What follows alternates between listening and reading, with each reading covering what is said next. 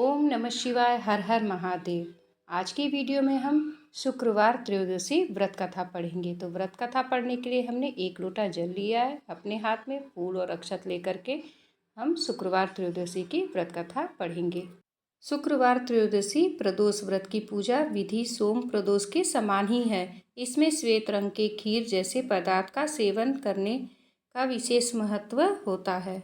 सुत जी बोले, प्राचीन काल की बात है। एक नगर में 3 मित्र रहते थे। तीनों में ही घनिष्ठ मित्रता थी। उनमें एक राजकुमार, दूसरा ब्राह्मण पुत्र, तीसरा सेठ पुत्र था। राजकुमार व ब्राह्मण पुत्र का विवाह हो चुका था। सेठ पुत्र का विवाह के बाद गौना नहीं हुआ था। एक दिन तीनों मित्र आपस में स्त्रियों की चर्चा कर रहे थे। ब्राह्मण पुत्र ने नारियों की प्रशंसा करते हुए कहा कि नारीहीन घर भूतों का डेरा होता है। सेठ पुत्र ने यह वचन सुनकर अपनी पत्नी लाने का तुरंत निश्चय किया। सेठ पुत्र अपने घर गया और माता पिता से अपना निश्चय बताया। उन्होंने बेटे से कहा कि शुक्र देवता डूबे हुए हैं। इन दिनों बहू बेटियों को उनके घर से विदा कर लाना शुभ नहीं। अतः शुक्रोदय के बाद तुम अपनी पत्नी को विदा कर लाना। सेठ पुत्र अपनी जिद से टस से मस नहीं हुआ और अपनी ससुराल जा पहुंचा। सास ससुर को उसके इरादे का पता चला। उन्होंने उसको समझाने की कोशिश की, किंतु वह नहीं माना। उन्हें विवश हो अपनी कन्या को विदा करना पड़ा।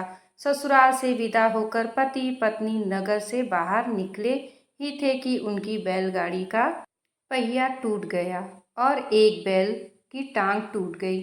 पत्नी को भी काफी चोट आई। सेठ पुत्र ने आगे चलने का प्रयत्न जारी रखा। तभी डाकुओं से भेंट हो गई और वे धन्य धान्य लूटकर ले गए।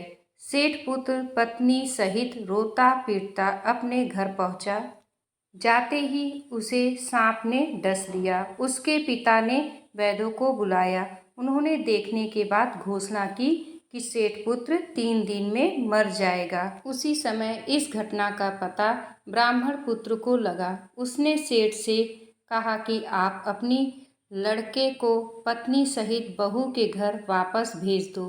यह सारी बाधाएं इसलिए आई हैं कि आपका पुत्र शुक्रास्त में पत्नी विदा कर लाया है। यदि यह वहां पहुंच जाएगा तो बच जाएगा। सेठ को ब्राह्मण पुत्र की बात जच गई और अपनी पुत्रवधू को वापस लौटा दिया। वहां पहुंचते ही सेठ पुत्र की हालत ठीक होना प्रारंभ हो गई। शेष जीवन सुख आनंद पूर्वक व्यतीत किया और अंत में वह पति पत्नी दोनों विमान द्वारा स्वर्गलोक को गए।